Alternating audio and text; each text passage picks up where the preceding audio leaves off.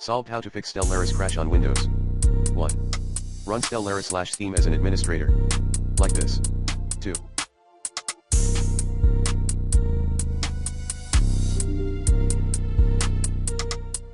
Update your graphics driver using the recommended Avast driver updater in this video guide.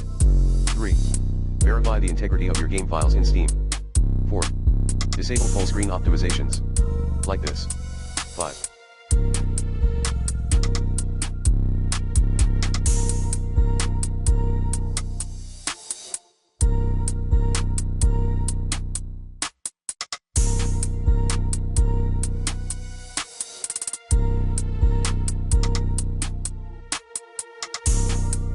Check and enable data execution prevention, DEP, setting.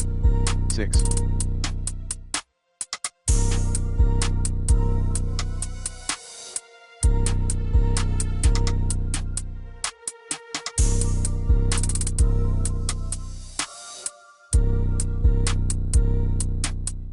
Run your game on its compatibility modes. 7.